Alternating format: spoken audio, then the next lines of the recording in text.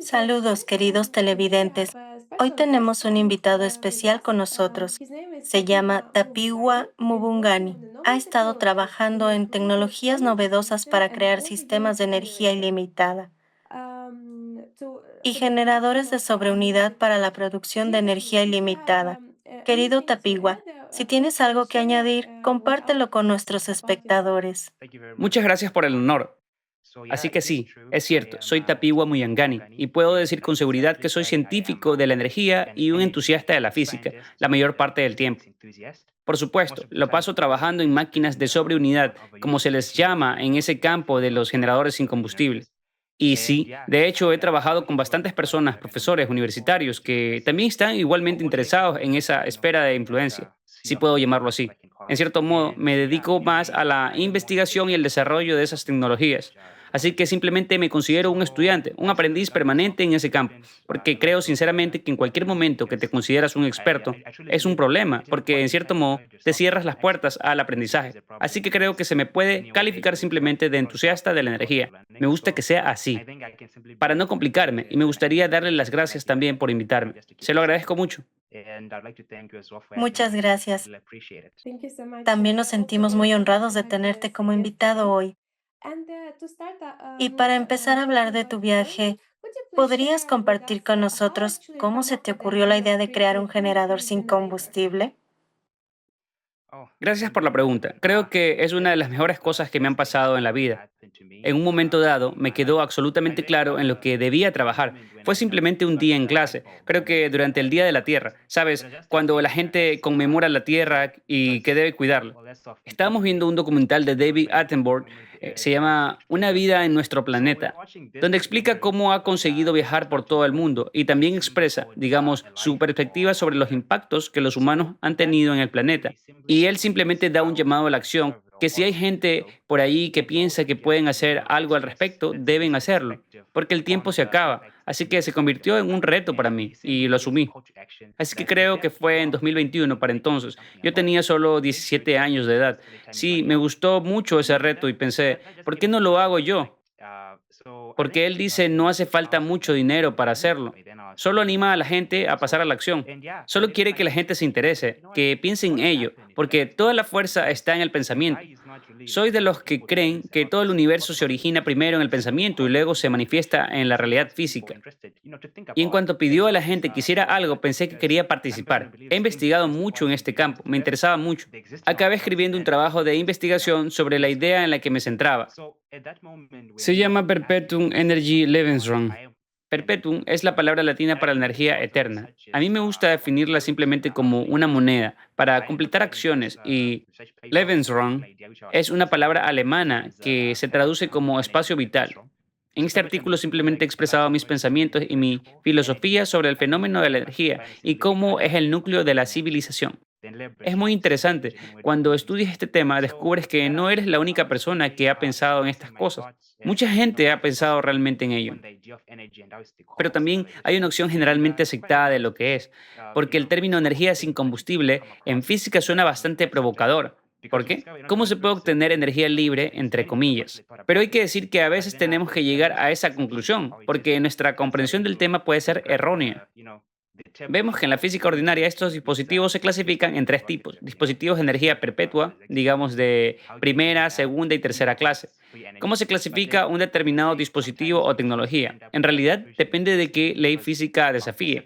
Al fin y al cabo, la física obedece a su propio gobierno. Y estas son las leyes de la termodinámica. Si algo va en contra de ellas, probablemente haya algún error en tu trabajo. Si el dispositivo es de primer tipo, significa en cierto sentido que está, digamos, desafiando la ley de conservación de la energía. Entonces, si el dispositivo es del segundo tipo, es como que encuentra un hueco en la ley de conservación de la energía. Es decir, en la segunda ley de la termodinámica y así sucesivamente.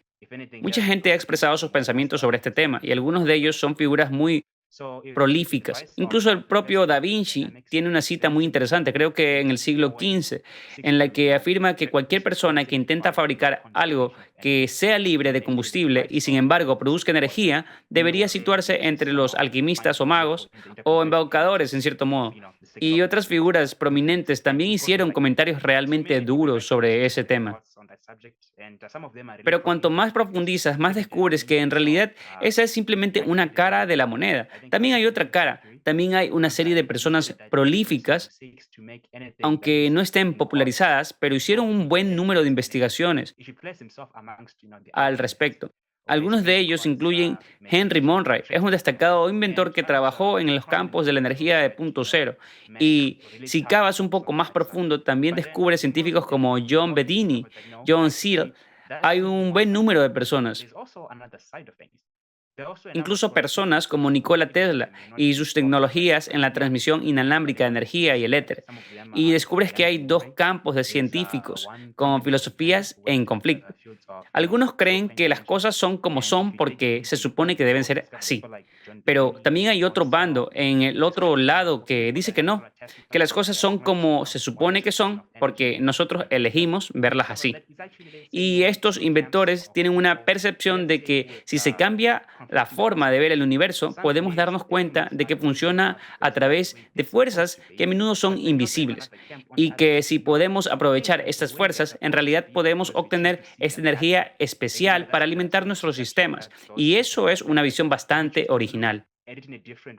Es un campo de investigación muy turbio y cuando trabajas con él realmente necesitas entender con qué estás tratando. Steve Greer es un famoso físico americano, experto en ovnis y similares. Ha gastado gran parte de su fortuna investigando algunos de estos dispositivos y dice francamente que la mayoría de esos dispositivos que se afirma que han sido construidos usando estas tecnologías, de hecho el 99% son técnicamente incorrectos y no cumplen los estándares que se afirman. Pero también dice que, aunque no todos funcionan como deberían, algunos sí cumplen las expectativas y enumera varias áreas que podrían contribuir a la creación de esos dispositivos sin combustible. Algunas de ellas son la obtención de energía a partir de la energía radiante, quizás de las corrientes telúricas de la Tierra, es decir, utilizando una enorme variedad de métodos.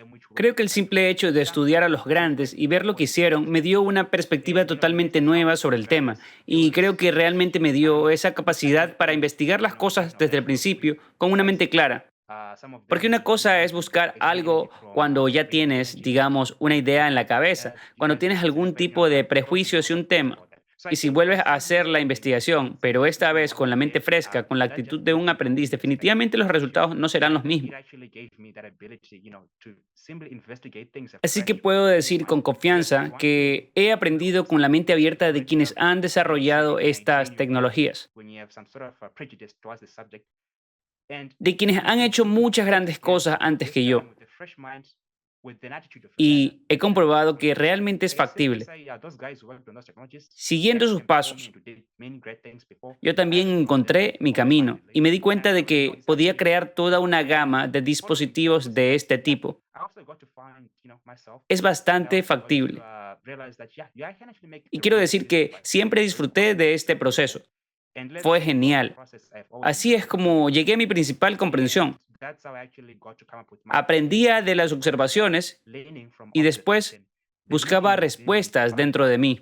Es muy interesante escuchar tus observaciones y lo que decían otras personas, y tu propia conclusión y los pensamientos sobre este invento. Y en aquel momento no tenías los conocimientos, quizás conocimientos técnicos en la materia. ¿Podrías decirnos cómo aprendiste y de dónde sacaste esa información? Quizás encontraste otros ejemplos de generadores sin combustible e intentaste reproducirlos. Como he dicho antes, yo estudiaba este tema desde la perspectiva de un estudiante, así que, por supuesto, lo primero que tuve que hacer fue probar los circuitos que aquellos chicos decían que funcionaban. Uno de los inventores por el que tengo mucho respeto se llama John Bedini. Hace unos circuitos muy interesantes. Algunos de ellos son famosos, por ejemplo, el circuito SSG. Hay muchas recopilaciones con sus inventos. Así que quería ver si era cierto, porque no se puede ser tan crédulo, por muy bueno que sea algo. Siempre hay que ser escéptico. Ser escéptico es bueno, no significa que no creas, sino que intentas que las cosas sean lo más fiables posibles. Así que pensé, bien, voy a ver si estas cosas funcionan. Lo primero que hice fue probar algunos de los esquemas. Y para mi sorpresa, algunos funcionaron, aunque no de forma muy estable. Sabes, no me esperaba los resultados, pero sí funcionaron. Para la mayoría de las personas que estudiaban este tema, supongo que lo primero que deben comprender es que no todo es lo que parece. En realidad, todo depende de la percepción. A menudo digo que como humanos confiamos sobre todo en la vista. Hay un dicho en el mundo de la ciencia que dice ver para creer.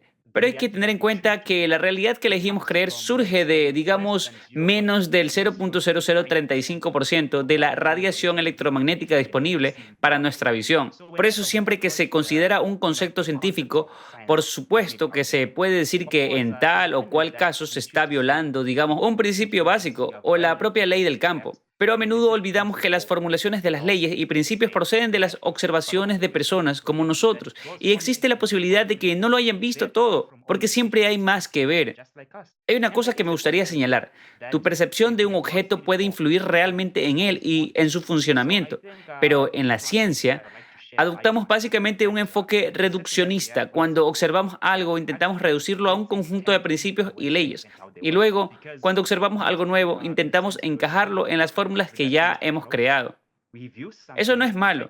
Funciona muy bien en determinadas circunstancias, pero no podemos decir con certeza de que vaya a funcionar igual de bien en todos los casos. Así que siempre hay que dejar espacio, digamos, para una nueva comprensión.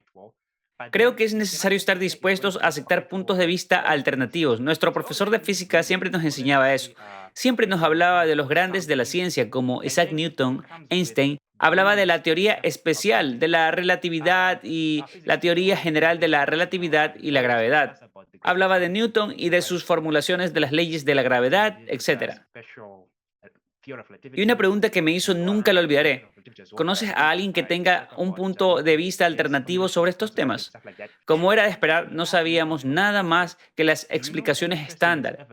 Y esta pregunta me hizo notar de que tendemos a centrarnos en las opiniones convencionales, en los puntos de vista convencionales, pero rara vez nos tomamos el tiempo de, digamos, atrevernos a pensar por nosotros mismos y ver las cosas con nuestros propios ojos. Y estoy bastante seguro de que si una persona se toma el tiempo de observar por sí misma lo que ocurre y de mirar el problema desde distintos puntos de vista, desde el punto de vista de distintas personas, entonces, digamos, contará una historia completamente distinta porque se dará cuenta de que nada puede ser una verdad absoluta. Siempre existe la posibilidad de ver algo más, así que el consejo que puedo dar a la gente que quiere aprender esto es que aprecie el hecho de que no lo sabe todo, y lo más probable es que no lo sepa todo, y que siempre deje la oportunidad de aprender algo nuevo, que pruebe siempre cosas nuevas. Ten el valor de pensar por ti mismo y nunca dudes del poder de tu observación.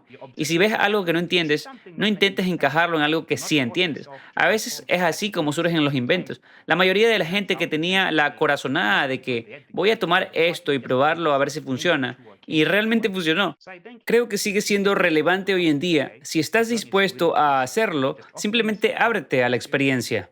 Sí, muchas gracias. En efecto, es muy alentador seguir aprendiendo y dudando de lo que sabes, es cierto o no, y estar siempre abierto. Sí, es realmente genial. Muchas gracias por este consejo. Has mencionado que puede ser difícil cuando algunas personas toman un camino diferente si empiezan a pensar de forma distinta. Eso es realmente un problema para nuestra sociedad, que todo tenga que ajustarse a las creencias comunes. Y si es algo diferente, entonces es extraño o no es posible o tal vez inapropiado en cierto modo. ¿Podrías decirnos qué dificultades encontraste en el proceso de creación de un generador que funcionara? Creo que el primer reto al que se enfrentan la mayoría de la gente que trabaja con superunidades o con generadores sin combustible es, digamos, la afirmación es imposible. Ese tipo de desafío es imposible. Cuando te acercas a alguien y le dices, sabes, esto va a funcionar así, si no encaja en su, digamos, lógica convencional, probablemente no lo apreciará. Simplemente descartará la idea. Por eso siempre digo que ese es el peligro de ser un experto. Porque cuando crees que eres un experto en pensamiento sistemático, te vuelves complaciente. Y con la autocomplacencia viene la falta de voluntad para aprender. Empiezas a pensar, ¿sabes qué? Creo que lo he entendido todo. Si algo no encaja con tu idea de las cosas, entonces definitivamente no puede funcionar, aunque realmente no sea así. Muchas cosas pueden sorprenderte, solo si eliges que te sorprendan.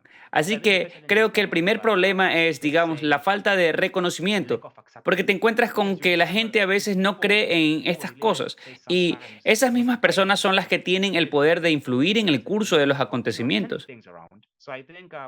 Y cuando puedas superar ese problema, es decir, cuando puedas convencer a la gente de que realmente funciona, te enfrentarás al segundo problema, el de los recursos económicos. Estoy seguro de que la mayoría de la gente, por supuesto, si está al tanto, debe conocer bien la historia de la Torre Wardenclyffe.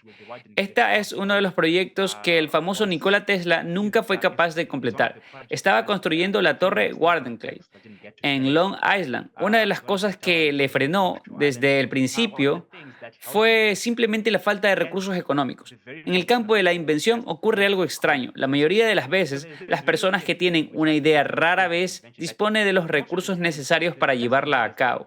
La mayoría de las veces, quienes tienen esas ideas, digamos, locas, no pueden llevarlas a cabo, quizá por falta de capacidad financiera o de recursos, lo que en sí mismo no es malo.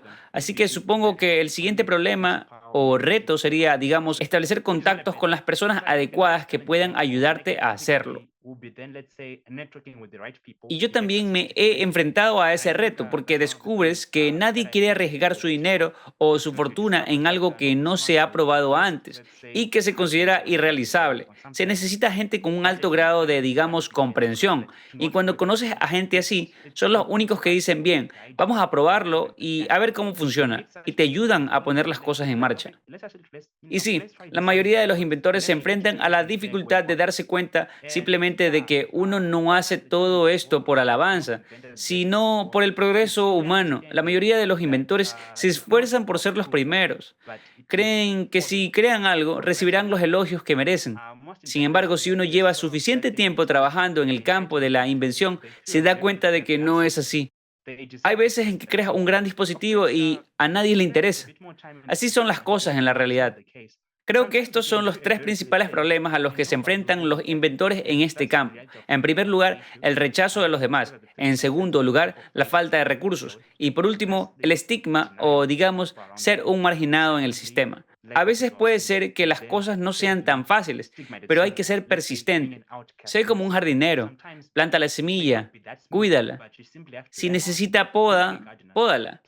Si necesita riego, riégala. Y algún día probablemente verás los resultados. Puede que no seas tú quien se beneficie, pero al final de alguna manera beneficiará a los que te rodean. Sí, me gusta mucho tu comparación de que en realidad lo haces por la gente. Cuando plantas un árbol, puede que no crezca mucho, pero a su sombra alguien puede descansar y regocijarse. Así es un gran objetivo por el bien de la humanidad, porque mucha gente podrá beneficiarse y mucha gente estará agradecida por tus logros y por trabajar tan duro. Sí. En la sociedad actual, por desgracia, vemos que todo se basa en el dinero y los números, en el interés, el beneficio propio, más que en el beneficio para la humanidad. ¿Podrías decirnos cuándo y cómo conseguiste un modelo funcional del generador? ¿Cuándo empezó a funcionar y viste los resultados? Conseguí construir un prototipo funcional del dispositivo en el que estaba trabajando en algún momento a mediados de 2022. Creo que fue alrededor de mayo, junio. Estábamos trabajando con un amigo. Queríamos probar una idea y ver si funcionaba o no. Teníamos fondos limitados, como se suele decir. Empieza pequeño, sueña grande. Así que sí, soñamos a lo grande y decidimos empezar por algo pequeño y dejar que fuera lo que tuviera que ser. Intentábamos construir un primer prototipo que funcionara según los principios que afirmábamos haber descubierto. Cuando inventas algo rediseñándolo, simplemente tomas algo que ya está ahí y lo construyes de una forma que crees que tendrá un efecto determinado. Construíamos nuestro dispositivo a partir de piezas sencillas de uso común, unas cuantas baterías de plomo ácido, Utilizábamos inversores, interruptores intercambiables y algunos otros componentes fáciles de conseguir, pero la diferencia está en cómo los uníamos para conseguir el efecto deseado. Y tuvimos mucha suerte de encontrar a alguien que estaba dispuesto a probarlo en su casa. Era una casa muy pequeña, no consumía mucha energía. En nuestro país, Zimbabue, la frecuencia de la corriente eléctrica es de 50 hercios y la tensión es de 250 voltios. Nuestro objetivo era solo alimentar la casa con la iluminación normal, como un par de televisores y otros aparatos durante el periodo de pruebas. Para nuestras pruebas, el consumo eléctrico de una casa sin aparatos que consumen demasiada energía no debería superar un total de 1 kilovoltio amperio, lo que equivale a casi 1000 vatios. Pero por supuesto, estas mediciones se hicieron en relación con lo que se considera la norma y el estándar. Por ejemplo, sabemos que si tuviéramos, digamos, un inversor de corriente que utilizara una sola célula, lo más probable es que solo nos sirviera para un par de días, pero con nuestro dispositivo funcionaba mucho mejor y duró 15 días de prueba. Entonces, nos dimos cuenta de que nuestro dispositivo funciona bastante bien y pensé, estupendo. Vimos que nuestro dispositivo funcionaba, pero podía funcionar aún mejor, porque si duraba 2 semanas con piezas encontradas y montadas a toda prisa, ¿qué pasaría si esas piezas estuvieran realmente diseñadas para ese fin y se fabricaran especialmente en la fábrica? Eso sería una historia completamente diferente. Creo que fue entonces cuando me di cuenta por primera vez de que nuestro dispositivo funcionaba.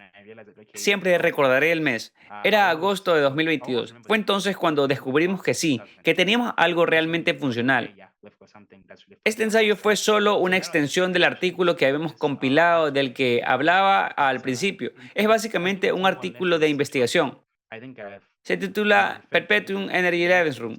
Básicamente son, digamos, cavilaciones filosóficas sobre por qué hacemos lo que hacemos, respaldadas por la investigación que llevó al descubrimiento de nuestro principio, cómo funcionan los dispositivos y cómo pueden utilizarse para la sociedad. Así que esto es más bien, digamos, un preámbulo del propio dispositivo. Puede que no lo hayan visto, pero leer el artículo les dará una idea de quiénes somos, en qué creemos y qué intentamos conseguir. Y cuando vean el dispositivo, todo les resultará mucho más claro y significativo. Al fin y al cabo, nuestro objetivo no era crear un dispositivo superpotente que requiriera elementos raros y caros. No, nuestro objetivo era crear una tecnología asequible y de bajo costo que pudiera utilizar cualquier persona común, porque la mayoría de las personas desfavorecidas en el uso de la energía suelen ser gente común, de ingresos medios, y para estas personas suele ser casi imposible acceder a tales tecnologías. Así que hemos tenido en cuenta que el ciudadano medio no puede permitirse esas tecnologías, pero podemos utilizar componentes disponibles públicamente para que otras personas puedan reproducirlo por sí mismas. Es decir, allanamos el camino para que otros puedan seguirlo y lo hemos hecho utilizando únicamente materiales accesibles. Esta es una muy buena idea que realmente muestra su intención de beneficiar a la gente haciendo un dispositivo de tales materiales que cualquier familia pueda reproducirlo y utilizarlo. Sabemos cuánta gente vive en la pobreza y esto sería muy útil para ellos. Ya que has mencionado los materiales, ¿qué materiales has utilizado para construir este generador? El dispositivo que fabricamos a mediados de 2022 está ensamblado con materiales sencillos de uso común. Los enumeraré de memoria. Puede que me olvide de algo o me equivoque. En primer lugar, se trata de baterías de plomo ácido. En este caso, utilizamos baterías de 12 voltios y 24 amperios hora. Hicimos funcionar un par de baterías de este tipo durante el experimento en esa casa. Nuestro sistema también está equipado con un inversor que convierte la corriente continua en alterna, así como algunos elementos que necesitábamos para aumentar la eficiencia de nuestro sistema. Tuvimos que utilizar un conmutador que al final también nos vino muy bien. También tuvimos una serie de cargadores en los que utilizábamos condensadores de 1 a 4 kilovoltios. También utilizábamos una serie de tiristores SCR. Y vamos a utilizar una serie de diodos, condensadores electrolíticos y cerámicos. Así que básicamente los elementos que acabo de describir están ampliamente disponibles. No son difíciles de conseguir, cualquiera puede comprarlos. Además, aquí se pueden hacer modificaciones. Por ejemplo, en nuestro caso, utilizábamos baterías comunes de plomo ácido de 12 voltios y 24 amperios hora. Pero si experimentan, pueden utilizar baterías de iones de litio o de gel. Todo depende de lo que tengan disponible en ese momento. Si necesitan hacer una instalación con un inversor de 250 vatios, por ejemplo, necesitarían una batería más pequeña. Si por el contrario necesitan alimentar un sistema de 3 kilovoltios amperio o de 1 kilovoltio amperio, entonces por supuesto necesitan baterías con una mayor potencia energética, como las baterías de 16 voltios y 10 amperios hora. Pero en cualquier caso, los materiales utilizados aquí son materiales que sabemos que están al alcance de todos. Y si, en mi opinión, los materiales que hemos utilizado solo sirven como ejemplo de un diseño que cualquiera puede montar, pero no es la versión final, ya que es solo como decidimos construirlo. Es decir, no es necesario en absoluto utilizar las baterías exactas que usamos nosotros. Si tienen otra fuente de alimentación que creen que funcionará de acuerdo con ese estándar o proporcionará al menos el mismo nivel de consumo de energía para hacer funcionar el sistema, pueden usarla. Así que el sistema es muy flexible, permite que la gente adapte los esquemas porque no pretendemos crear un sistema rígido basado en elementos hechos especialmente para él. Creamos un esquema aproximado de cómo debería funcionar y lo exponemos al público, diciendo, bien, esto es lo que queremos obtener como resultado. ¿Qué resultado necesitamos? Necesitamos esto. Pero esto no los limita a la hora de elegir los materiales que necesitan. Solo les damos los parámetros de lo que tienen que usar para conseguir el efecto. Y así, por supuesto, pueden utilizar cualquier tipo de fuente de alimentación. Pueden usar cualquier tipo de inversor o, digamos, cualquier tipo de capacitancia, siempre que sirva bien a su sistema. Muchas gracias por explicarnos cómo funciona, pero ¿cuál es el principio de funcionamiento de su generador?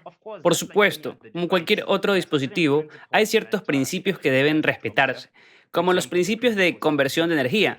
Por ejemplo, tienes una batería con energía potencial química, de ella obtienes energía eléctrica. El dispositivo también sigue los principios de conversión de energía eléctrica de CCA-CA. Eso también es según la norma. Pero también tuvimos que involucrar una serie de fenómenos interesantes o efectos inusuales, por así decirlo.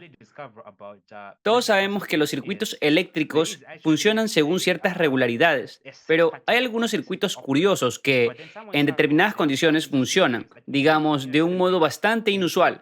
Nos inspiramos en John Bedini, un inventor bastante famoso, y uno de sus circuitos que se ha hecho muy conocido es el circuito Schulger. El circuito Schulger permite amplificar y almacenar energía en un circuito. Según las ideas, digamos, habituales sobre las leyes de la electrónica, esto es imposible, porque al utilizar un sistema eléctrico se supone que la energía se pierde debido al trabajo realizado, debido a las pérdidas de calor y otras razones diversas. Pero la peculiar estructura de este circuito permite conservar la energía. Creo que también descubrió un efecto muy interesante que se conoce como separación de los polos positivos, si se puede llamar así, porque no es, digamos, tradicionalmente científico, así que no tiene nombre. Pero los expertos que lo hacen saben muy bien cómo funciona. El método de separación de polos positivos consiste en que las baterías conectadas de una determinada manera alimentan el circuito, pero al mismo tiempo reponen la energía que han consumido. La pregunta que surge entonces es, ¿qué es lo que repone esta energía? Según el propio John Bedini, cuando realizó el experimento inicial no pudo encontrar, digamos, una respuesta inequívoca a esta pregunta. Así que decidió utilizar, por así decirlo, un término general. Simplemente surgió que tal vez se debiera a la energía radiante que nos rodea en el universo en gran abundancia. En el proceso de creación de circuitos, a veces llega un momento en que un circuito construido de una determinada manera empieza a producir efectos muy inusuales que permiten conservar la energía. Y en nuestro sistema utilizamos estos diseños únicos de circuitos que, digamos, producen efectos muy interesantes de conservación y amplificación de la energía. Otra cosa que utilizamos es cargar los propios dispositivos con energía radiante o electricidad atmosférica, si se puede llamar así. Muchos escritores en el campo de los dispositivos de energía alternativa también han descrito este efecto. Incluso el famoso Nikola Tesla lo describió. Tom Burden y Don Lee Smith escribieron sobre ello. Ellos, digamos, explicaron claramente cómo las personas pueden utilizar la energía que hace funcionar el universo. Como ya he dicho, los humanos vemos menos del 0.0035% de la radiación electromagnética que existe. Pero entonces descubres que la radiación electromagnética está por todas partes a nuestro alrededor y la energía que contiene es, digamos, bastante esencial para el funcionamiento del universo. Así que si tienes una forma de aprovechar esa energía, puedes cargar o alimentar tus sistemas indefinidamente. Yo diría que este es el objetivo más importante de las energías renovables que la mayoría de la gente ni siquiera menciona. La mayoría de los inventores están desarrollando sistemas de captación de energía radiante. Hay algunos desarrollos muy interesantes. Don R. Kelly consiguió reunir literatura sobre el tema. Describió cómo funcionan estos dispositivos y cómo pueden ampliarse a niveles aún mayores. También utilizamos la fuerza de la energía radiante. Además, utilizamos algunos de los principios de las corrientes telúricas de la Tierra. Las corrientes telúricas son esencialmente corrientes eléctricas naturales que fluyen paralelas o por debajo de la superficie de la Tierra. Con el equipo adecuado pueden llegar a aprovecharse. También se puede recargar el sistema o alimentarlo si se dispone de potencia suficiente. Y el tercer recurso que utilizamos en este caso es la energía del agua, de la zona de exclusión. Un hombre ha hecho un estudio muy completo sobre este tema. Su nombre es Gerald Pollack. Gerald Pollack es uno de los investigadores que siempre se hacía preguntas sencillas que la mayoría de la gente no podía responder. Y una de esas preguntas era, ¿por qué en algunas de las superficies las gotas de agua se agrupan, se fusionan y en otras se dispersan? Otra pregunta, por ejemplo, ¿por qué el agua más caliente se congela más rápido que el agua que apenas está caliente? Explora cómo funciona el agua en nuestra vida cotidiana. Debo decir que este hombre ha hecho el mayor descubrimiento de nuestro siglo. La mayoría de la gente, por supuesto, no sabe nada de él o de su trabajo,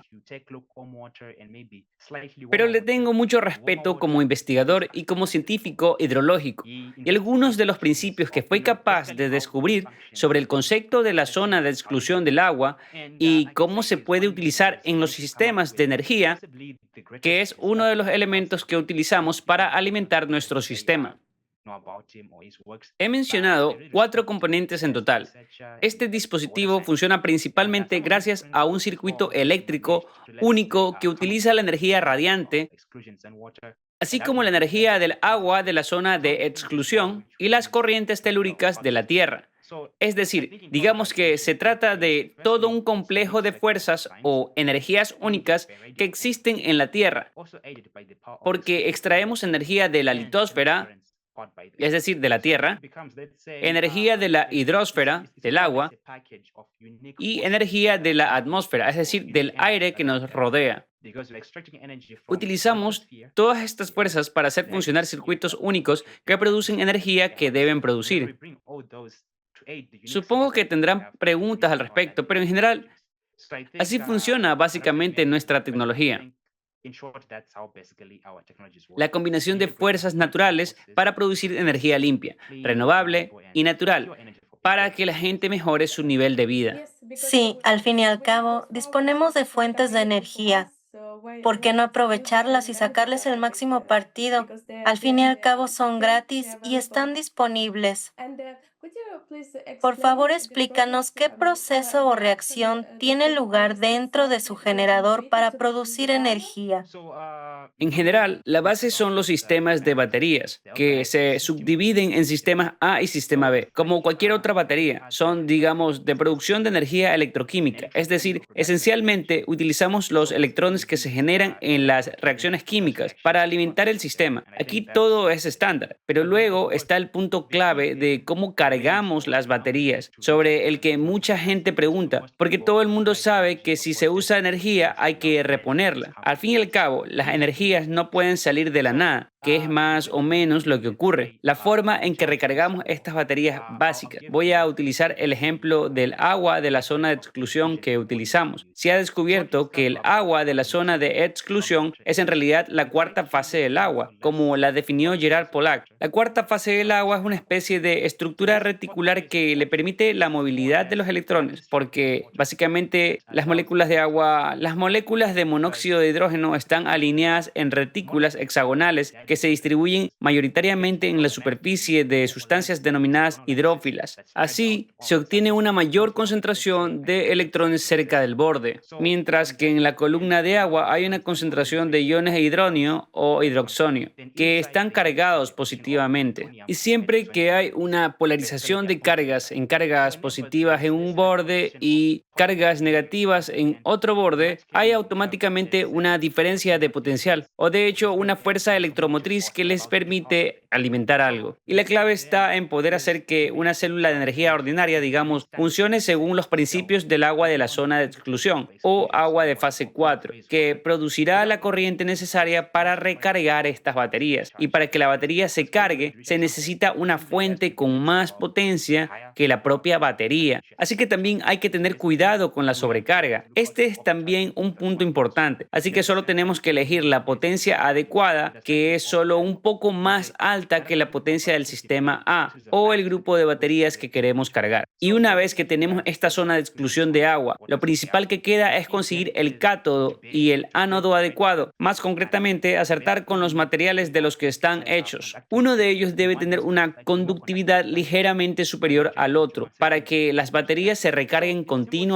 En términos sencillos, mientras el sistema A está funcionando, el sistema B se está cargando. Y cuando el interruptor se cambia del sistema A al sistema B, entonces el sistema A se carga por estos procesos. Como he dicho, en realidad se carga por tres fuerzas de la naturaleza. En primer lugar, está la energía del agua de la zona de exclusión. Además, tenemos sistemas de captación de energía radiante que permite que esta energía fluya hacia los sistemas de baterías. También utilizamos corrientes telúricas de tierra para cargar estas baterías. Así, cuando el sistema B alcanza cierto valor crítico, el conmutador vuelve del sistema B al sistema A y el sistema A también se recupera. En primer lugar, gracias a estas tres fuerzas.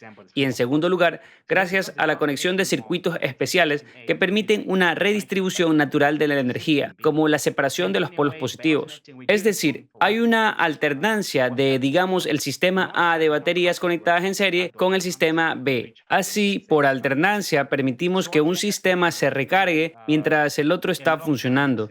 Y el hecho de que el otro empiece a funcionar no significa que sea un sistema de recarga. Lo que acabamos teniendo es un sistema que funciona por mucho tiempo. Porque, por supuesto, si puedes alimentar constantemente el sistema y al mismo tiempo extraer suficiente energía sin agotarla, el sistema funcionará casi indefinidamente. Pero indefinidamente no es exactamente la palabra adecuada, porque, por supuesto, pueden haber daños, problemas eléctricos y cosas por el estilo. Así que sí, así es como funciona todo, en términos sencillos, para que la gente pueda entenderlo y familiarizarse con ello.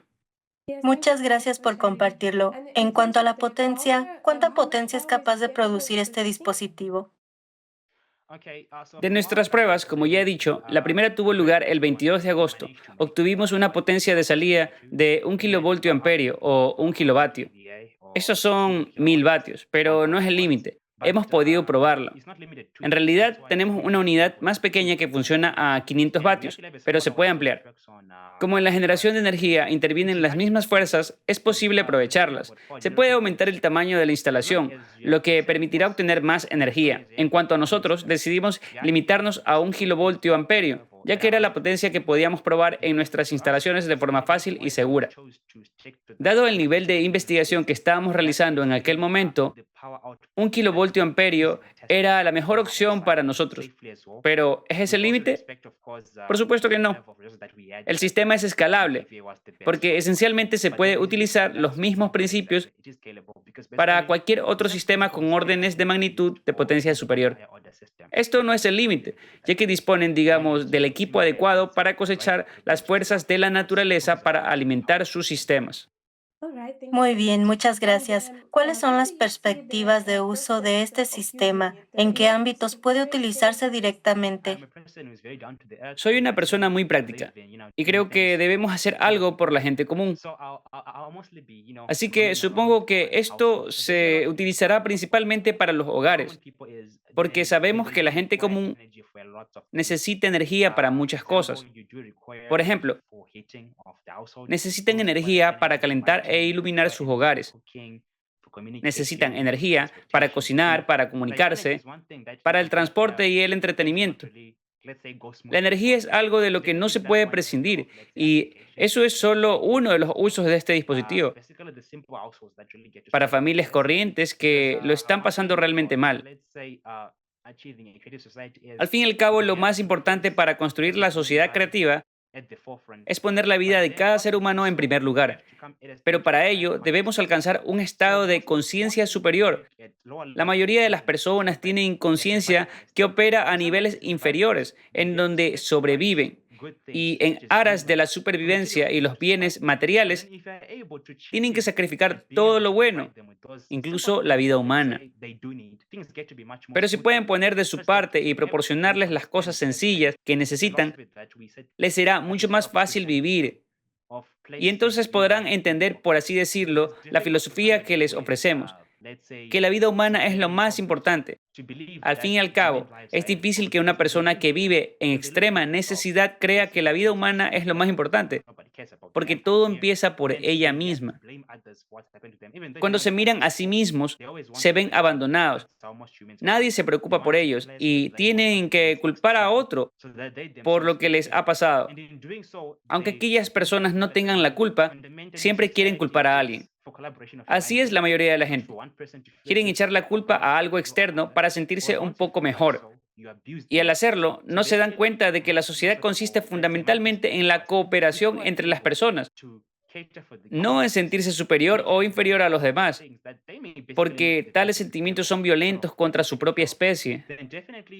En general, mi filosofía, o digamos mi punto de vista, es que si puedes cuidar de la gente común, proporcionales todo lo que necesiten a un nivel básico. Entonces, por supuesto, el nivel de sus conciencias será mucho más alto y ya no pensarán en esas cosas materiales, sino en el desarrollo de la humanidad en su conjunto. Esto es lo que realmente me importaba cuando creé este dispositivo. Creo que este dispositivo también podrá ser relevante para la industria, porque en el sector industrial hay que transportar mucha mercancía, calentar muchas habitaciones y muchas cosas más. Creo que si pueden aumentar el tamaño de este dispositivo, les será útil. Por supuesto, habrá que hacer muchos ajustes e innovar para que el dispositivo pueda utilizarse a nivel industrial, porque ahora mismo solo nos centramos en el uso doméstico y familiar. Pero entonces el dispositivo podrá ampliarse a un nivel industrial. Creo que este tipo de tecnología de generadores sin combustible también pueden aplicarse a campos no tradicionales. Existe un campo conocido como la electrocultura, con el que algunos pueden estar familiarizados. La electrocultura o magnetoelectrocultura fue desarrollada por expertos en el campo del electromagnetismo. Se trata esencialmente de un intento de estimular o potenciar el crecimiento de plantas mediante la manipulación de campos eléctricos y magnéticos. Uno de los investigadores que se dio a conocer por sus experimentos en el campo fue el francés Justin Christophe. Escribió artículos de investigación sobre cómo utilizar corrientes eléctricas naturales y fuerzas magnéticas para mejorar el crecimiento de las plantas. Curiosamente, mediante el uso de cultivos magnetoeléctricos es posible sustituir muchos abonos químicos caros. También es posible utilizarlos para controlar las plagas y otras enfermedades que pueden afectar a los cultivos. Esto lo hizo el inventor ruso llamado George Lahovsky. Era conocido por utilizar bobinas especiales de Lahovsky para combatir las enfermedades de las plantas y controlar su edad. Estoy convencido, basándome en mis observaciones, de que si el magnetismo y la energía eléctrica se utilizan juntos de forma adecuada, permitirán a la gente resolver la crisis alimentaria a la que pueden enfrentarse. Desde una perspectiva no solo energética, sino también humanitaria, si la energía está más o menos al alcance de todos, la gente no solo podrá satisfacer sus necesidades generales o básicas, a las que tiene que hacer frente a diario, sino que podrá producir alimentos para sí misma. Al fin y al cabo, la energía es algo universal. Si sabes utilizarla, puedes literalmente tomar la vida en tus manos. Y esa es la idea que subyace a la creación de generadores de energía sin combustible. Solo queremos que una persona pueda recuperar su vida. que sea dueña de su propio destino, que controle los medios de producir cosas para las necesidades que tiene. Muchas gracias. Sabes, en Europa, especialmente en los Países Bajos, donde vivo, es muy común instalar paneles solares en las casas particulares para que la gente pueda producir su propia energía. Y si hablamos de energías alternativas, ¿cuál es la ventaja de su energía sobre las fuentes de energía alternativa ya conocidas hoy en día, como las turbinas eólicas, los paneles solares, las plantas geotérmicas? ¿Cuáles son las ventajas de utilizar su dispositivo en un hogar? Creo que lo que hace únicos a los dispositivos que ofrecemos es que uno es dueño de sí mismo y es independiente en el sentido de que cuando tiene su propio dispositivo súper unificado, no le preocupa realmente lo que ocurre en el mundo en términos de suministro energético. Esto da a mucha gente la oportunidad de ser descentralizada y autónoma, y es bastante barato, porque si comparamos el coste de instalar paneles solares y cosas así con el de los GSC, en realidad los GSC son mucho más competitivos que estos sistemas de energía. Son fáciles de manejar.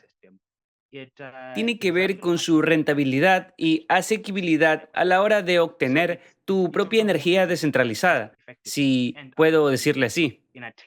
Además, supongo que reduce considerablemente el uso del espacio, ya que, como dices, es habitual colocar paneles por todo el tejado.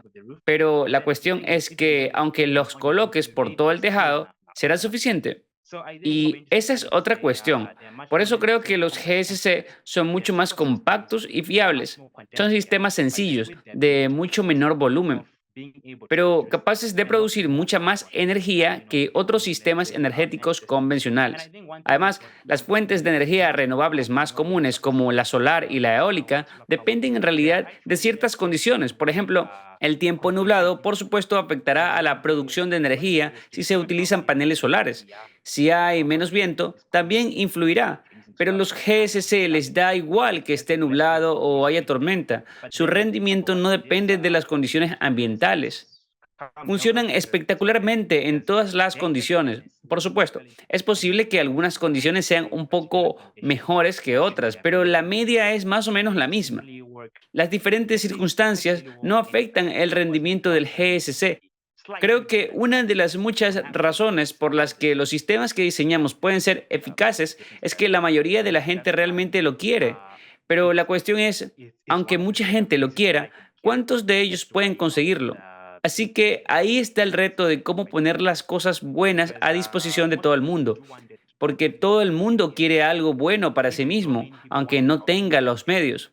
Si se pone al alcance de todos lo que ahora está monopolizado, en realidad es estupendo, porque si hablamos de sistemas de superunidades o de generadores sin combustible, básicamente es lo mismo que la luz solar o el agua. Al fin y al cabo, nadie puede monopolizar la luz solar. Todo el mundo puede experimentar la belleza de la luz solar. Solo tienes que dedicar tu tiempo y quizás, no sé, algo de energía para trabajar al aire libre y disfrutar de ella. También puedes beber tanta agua como quieras. Por supuesto, hoy en día existe el problema de la disponibilidad de agua segura y limpia, pero es natural que estos recursos estén al alcance de todos. Por lo tanto, creo que la energía debería estar al alcance de todos, porque todo el mundo quiere tener una casa con iluminación adecuada. Todo el mundo quiere poder calentar sus casas lo suficiente, pero cuando no tenemos esa opción, eso francamente apesta. Y para ser sincero, creo que es una de las razones que pueden alejar a la humanidad del progreso y llevarla hacia la degradación de las personas en criaturas con mentalidad animal. Así que haciendo que la energía, que siempre digo que es la columna vertebral de la civilización, sea más accesible, daremos a las personas más oportunidades de hacer lo que realmente quieren hacer. Creo que ese debería ser el consenso general de cualquier sociedad. Todo el mundo quiere poder hacer aquello en lo que realmente cree, siempre que sea por el bien de la sociedad. Y si la gente tiene esa oportunidad, es hermoso. Así es como debería ser.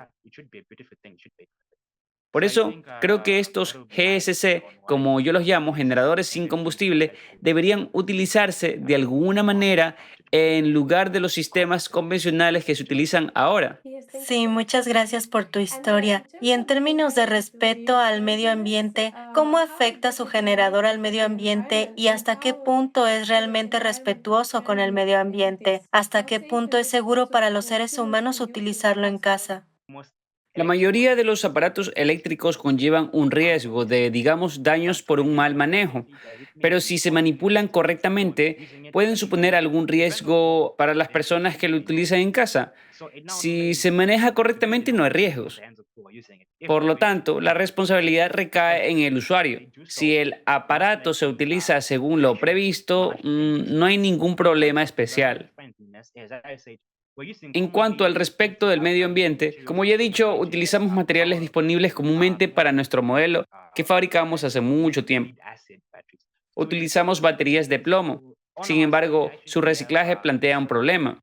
Y de momento esto puede ser un obstáculo, porque utilizamos materiales fácilmente disponibles para que nuestro modelo funcione bien. Pero si producimos energía de la forma habitual, ¿es eso un problema? No. ¿Por qué lo digo? Porque si nuestro concepto propuesto de zona de exclusión de agua resulta ser tan eficaz que podemos crear y utilizar sistemas de baterías de agua, podemos tener una fuente de energía muy limpia que no causa ningún daño al medio ambiente. Pero en cuanto la gente oye el concepto de las baterías de agua, piensa, no, esta persona está loca. ¿Cómo es posible?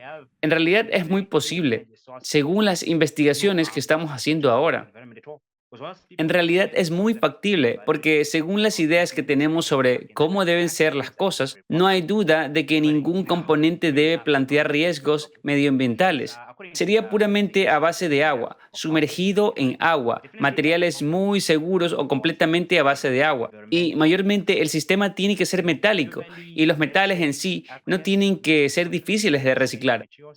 Así que no veo ninguna amenaza medioambiental, a menos, por supuesto, que las personas que utilizan estas tecnologías sean, digamos, descuidadas. Sí, entonces puede que se convierta en un problema medioambiental.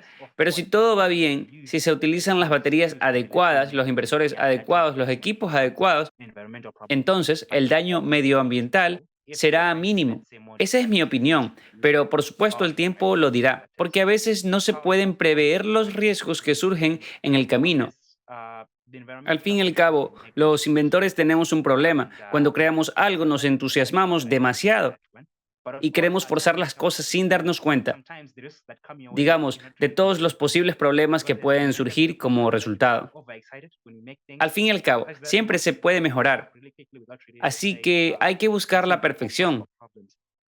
Si el peligro es del 1%, hay que reducirlo al 0,0001%. Así es como nos desarrollamos como inventores. Así que creo que por el momento tenemos los esquemas correctos de cómo deben ser las cosas. Y si se van a utilizar estas instalaciones, no cabe esperar ningún daño por el medio ambiente. Has mencionado la posibilidad de mejorar y prevé alguna limitación o carencia en su tecnología que considere importante. Una de las limitaciones a las que uno se enfrenta cuando trabaja con un dispositivo de transferencia de potencia tiene que ver con la eficacia. De un modo u otro, la eficacia es siempre una preocupación para la mayoría de inventores. Y cuando uno se enfrenta a este problema, lo único que tiene que hacer es minimizar los factores que influyen. Digamos que en nuestro caso podemos tener una eficacia del 98%. Esto no es solo una hipótesis, es realmente cierto, pero aspiramos a más, o digamos a un nivel superior. Tienen que ser capaces de utilizar los materiales adecuados que permitan que su sistema sea bastante sostenible y bastante eficiente. Eso nos lleva a preguntarnos cómo podemos hacerlo. Por nuestra parte, hemos estado investigando mucho sobre este tema, sobre los mejores materiales que podemos utilizar para mejorar y hacer más eficiente el sistema. Creo que hay una persona que realmente se destaca en el campo de la investigación de materiales súper eficientes. El nombre de esa persona es David Hudson. Era un granjero de Arizona que, si puedo decirlo, se dedicó un poco a la minería y uno de sus descubrimientos interesantes, aunque en realidad no está normalizado, es el concepto de elementos monoatómicos con orbitales reordenados. ¿Qué son estos? Básicamente es un elemento, una sustancia real en una forma muy pura a nivel muy particular, que contiene partículas discretas de la misma naturaleza. Y la característica más importante de este material, conocido por las siglas ORME, es que se comporta como un superconductor. Y para campos como, digamos, la energía, la electricidad, los superconductores son definitivamente el santo grial, porque la mayoría de los superconductores no pueden existir a temperatura ambiente. Existen a temperaturas muy bajas que no son comunes para nosotros los humanos. Así que este tipo ha conseguido descubrir un material que puede utilizarse como superconductor. ¿Necesitamos esto? Por supuesto que lo necesitamos. Creo que realmente puede llevar nuestro dispositivo al siguiente nivel. Y si eliminamos todas las posibles ineficacias, no tendremos que preocuparnos mucho por la recarga. Al fin y al cabo, la razón por la que tenemos que utilizar el sistema para recargarlo es principalmente la ineficacia. Porque si su dispositivo es lo más eficiente posible, no necesitan interferir constantemente en él, bombearle energía para que funcione al máximo nivel posible. Pero, por supuesto, cuando alcanzas ese nivel, si llegas, por ejemplo, a una conducción de energía súper eficiente y cosas por el estilo, entonces sí que pueden preocuparse menos por la recarga y centrarse más en cómo mejorar el rendimiento del sistema. Gracias. ¿Y qué crees que hay que hacer para que la sociedad de todo el mundo realice la transición hacia una energía sin combustibles? Creo que lo primero que necesitamos es un terreno adecuado para su aplicación. Creo que la sociedad creativa ofrece ese terreno adecuado, porque donde la gente coopere y trabaje bien juntos, esas tecnologías no harán ningún daño. Después de todo, nos damos cuenta de que si en una sociedad está orientado al beneficio, algo así podría suponer un peligro, o mejor dicho, una amenaza. No será una tecnología útil. Así que, en primer lugar, tenemos que crear un espacio en el que todo esté orientado a mejorar la vida humana, proteger, asegurar y mejorar la vida de las personas como tales. Entonces, podremos decir con confianza que trabajarán juntos. Las vidas humanas estarán tan bien integradas con la tecnología que tenemos que ningún ser humano correrá peligro. Y creo que otra cosa que tenemos que hacer para lograr esa transición es abrir el acceso al propio conocimiento. Hay un problema común en el campo de los generadores sin combustible y es el de las personas objetivo. Algunas personas han hecho grandes cosas en el pasado. Puede que alguno conozca la historia de un hombre llamado Stanley Meyer. Se trata de un hombre que vivió en América en el siglo XX, en algún momento de la década de 1980 o 1990. Trabajó mucho en el desarrollo de vehículos propulsados por agua, pero luego no acabó bien. ¿Por qué? Porque se convirtió en un objetivo y finalmente fue envenenado. ¿Por quién? No se sabe. Y había muchas de esas personas objetivo. Una de ellas fue Henry Monroe y su radiante de energía. También se atentó contra su vida muchas veces. Se puede observar que las personas que poseen estos conocimientos se exponen a un gran riesgo porque los conocimientos que poseen no son favorables para algunas personas que se benefician de cómo son ya las cosas. Al ser las únicas personas que poseen esos conocimientos, se convierten fácilmente en objetivos. Pero otra cosa es que ese conocimiento se comparta abierta y libremente con todo el mundo y se convierta en una especie de práctica espiritual. Pongamos, por ejemplo, la oración. Si la gente de fe quiere rezar, no importa en qué parte del mundo se encuentre. Todos pueden rezar porque dominan los fundamentos. Creo que se necesita el mismo nivel de acción en el campo de la energía sin combustible. Los principios del funcionamiento del GSC deberían estar abiertos a la gente para que, sea quien sea, pueda fabricar el dispositivo por sí mismo. Porque si a un inventor le preocupa el beneficio, por ejemplo, si a mí me preocupa el beneficio y elijo guardarlo para mí, realmente me estoy poniendo en un gran riesgo, porque es fácil convertir a una persona en objetivo. Pero si se convierte en dominio público y es básicamente conocido por todos, no se puede destruir a toda una sociedad por eso. Es demasiado. Quizá alguien pueda hacerlo, pero en cualquier caso es muy difícil. Después de todo, sería mucho más seguro ofrecer, digamos, acceso abierto a esta tecnología. Así que personalmente preferiría difundir la información sobre esta tecnología. Pero no puedo hacerlo solo. Hasta cierto punto tiene que ser un movimiento. Y un movimiento es muy eficaz si implica a la mayoría de la gente. Creo que la gente tiene que apreciar realmente las posibilidades que ofrecen las tecnologías de energía sin combustible. Por supuesto, si esta tecnología es de dominio público, la mayoría de la gente podrá mejorar su vida por sí misma. Porque como he dicho, cualquiera puede utilizar los materiales que están a su disposición. Así que, por mi parte, creería que sería un honor proporcionar a la gente esos conocimientos si los quiere.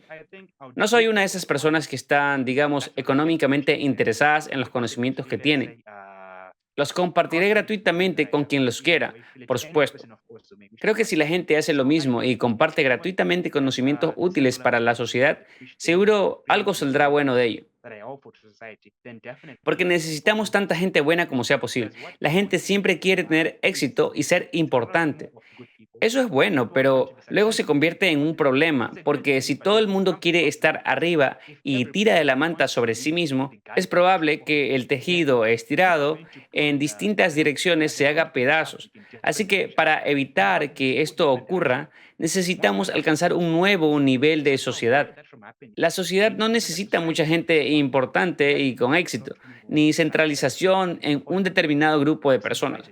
Ahora estamos en una fase en la que necesitamos más descentralización y mucha gente buena dispuesta a hacer cosas buenas sobre el terreno. Si tenemos eso, entonces, por supuesto, no tengo ninguna duda de que estas tecnologías realmente aparecerán y ayudarán a la gente.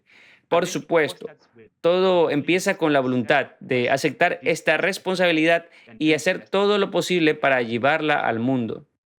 Sí, muchas gracias. Realmente todo se trata de la elección de la gente. Ellos deciden. Y este es nuestro objetivo, porque la sociedad creativa también se basa en la elección de la gente. Nosotros como voluntarios ofrecemos un futuro brillante, una oportunidad para poner la vida humana en primer lugar y deshacernos del consumismo. Pero, de nuevo, esta es la elección de la gente. Y cuando se den cuenta, despierten y lo entiendan, entonces lo tendremos. Te agradezco mucho tu tiempo y las respuestas y puntos de vista que has compartido con nosotros. Ha sido muy interesante escuchar tu perspectiva más amplia. ¿Cómo puedes ser de mente abierta y a la vez ingenuo? Permitirte dudar y cómo eso te empuja a ir cada vez más lejos, a no rendirte nunca y a seguir trabajando en tu idea por el bien de la sociedad. Eso es muy inspirador. Y sí, realmente aprecio tu tiempo hoy. Estoy segura de que nuestros telespectadores también disfrutan escuchándote.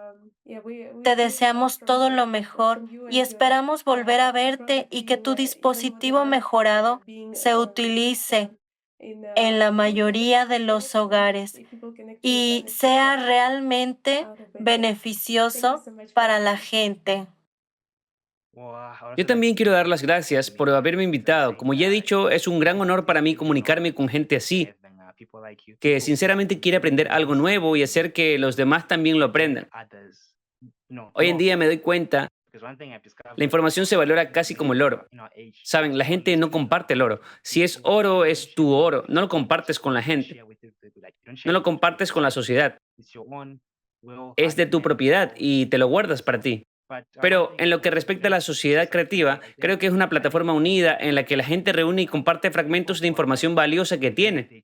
De modo que cualquiera que quiera aprender algo pueda acceder realmente a algo de valor para él. En consecuencia, es como armar un rompecabezas. Hay un montón de piezas desperdigadas por todas partes, pero cuanto más las juntamos, cuanto más intentamos encajarlas para crear una bella imagen, acabamos con una pieza realmente genial. Creo que esa es una característica especial de la sociedad que estamos construyendo ahora. Estoy muy orgulloso de estar aquí y de compartir mis conocimientos con los demás. También he tenido que aprender de otras personas lo que han sido capaces de compartir y he disfrutado con lo que han sido capaces de enseñarme. Así que, en cierto modo, supongo que soy yo devolviendo el favor a la gente que también me dio la oportunidad de aprender cosas nuevas. Y estoy muy orgulloso de ello.